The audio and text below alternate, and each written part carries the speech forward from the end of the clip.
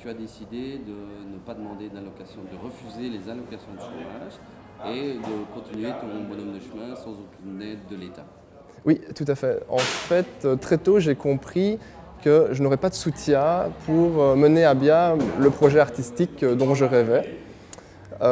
Et pendant des années, j'ai dû me créer des petites bulles de liberté qui duraient quelques semaines ou quelques mois. C'était des congés ou des périodes de chômage pour essayer de créer.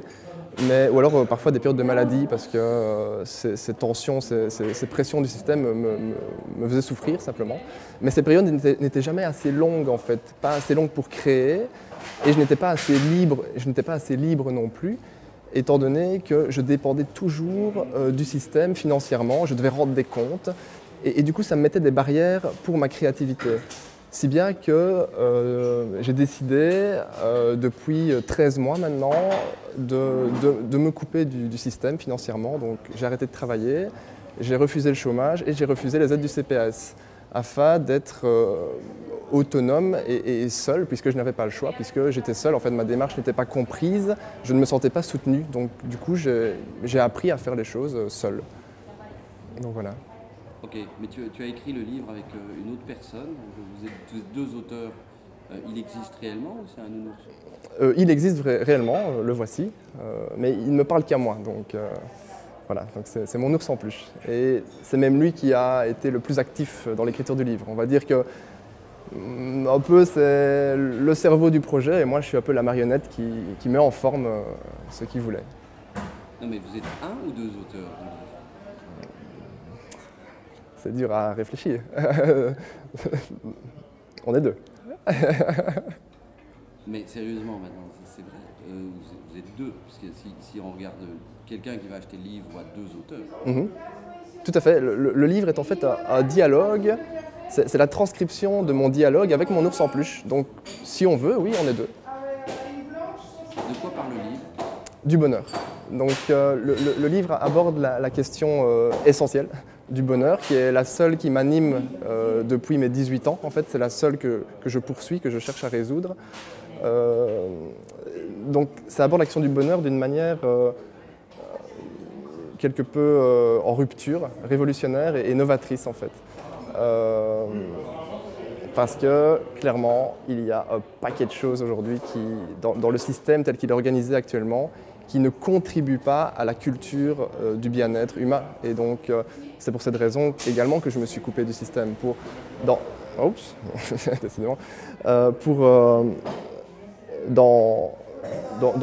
ma quête du bonheur, justement, pour mener cette quête de manière totalement cohérente et jusqu'au bout, ça demandait évidemment de sortir du cadre, en fait, pour voir ce qui s'y passe.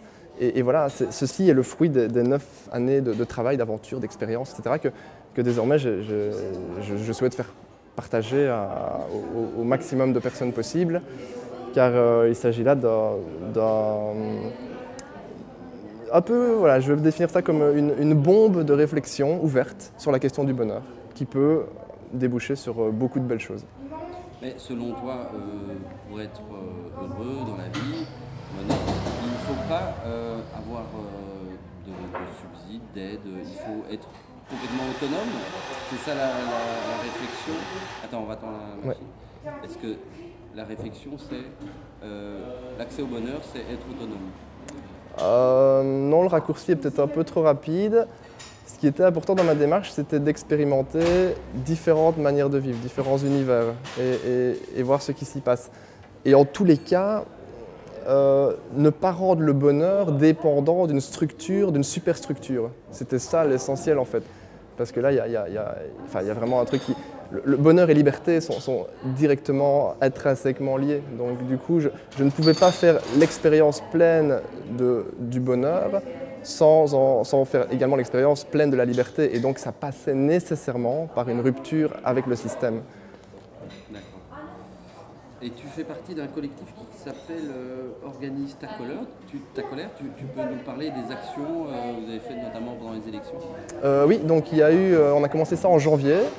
En parallèle, moi je terminais le projet de mon livre, enfin je finalisais mon livre, et en parallèle avec des amis, on a décidé de créer un collectif activiste qui est finalement, c'est plus que de l'activisme, c'est de l'artivisme. En fait, c'est un concept qui, en gros, c'est utiliser l'art pour contribuer à changer les choses.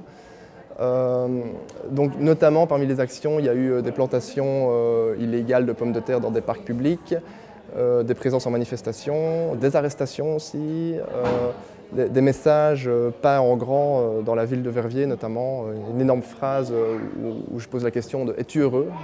en plein centre-ville, au latex blanc, donc c'est toujours là en fait, c'est toujours là actuellement, dans des cours d'école. Un détournement d'affiches électorales également, où on a, avec l'aide d'un ami infographiste, c'était son projet à lui d'ailleurs, créé des fausses affiches électorales qui puissent faire réagir les gens juste avant les élections, qui étaient accompagnées d'un tag, un pochoir, sur laquelle était inscrit la phrase « citoyen actif » ou « électeur passif », point d'interrogation. Parce que la question de la responsabilité dans notre société est centrale en fait. Si les choses tournent aussi si mal, c'est parce que beaucoup de gens se déresponsabilisent et minimisent leur propre impact et leur propre pouvoir sur les choses en fait. Donc nous ce qu'on a voulu animer avec notre démarche, et y compris avec ce livre, c'est pareil.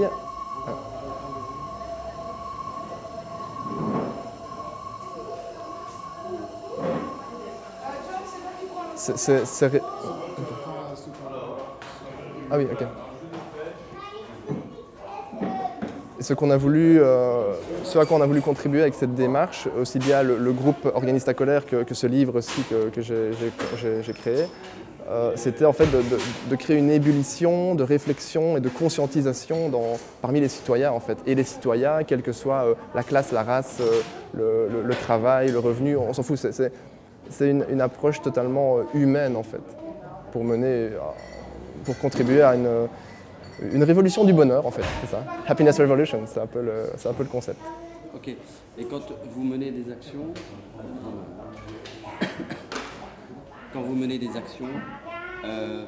tu incarnes un personnage et vous êtes masqué, donc vous mettez un bonnet d'ours, c'est ça le personnage? Oui, donc ça c'est mon personnage au sein du groupe, puisque en fait j'avais un projet dans le projet qui était ce livre-ci, donc autour de ce projet j'ai créé le personnage de l'ours en fait. Donc oui, c'est mon personnage de l'ours, mais ce n'est pas le symbole du groupe en fait. En fait, on pourrait se définir comme étant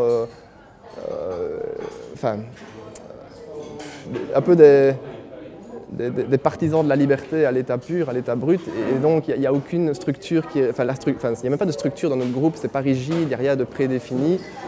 Moi, mon expression, ça a été un ours, mais n'importe qui pourra se masquer ou faire ce qu'il veut, en fait. C'est très libre. Donc l'ours ne représente pas le symbole d'Organiste à colère, l'ours est mon projet artiviste, et dans ce groupe artiviste, en fait. Et chacun, oui, masqué ou non, ça dépend, tout le monde ne se masque pas forcément, c'est vraiment très, très libre, en fait. Chacun vit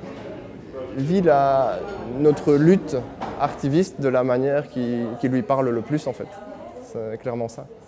Et moi étant dans mon processus de rupture avec le système, donc je suis le seul dans le groupe à avoir cette démarche-là, ça prend peut-être une plus grande ampleur, une plus grande profondeur, une plus grande expression aussi, ça c'est possible.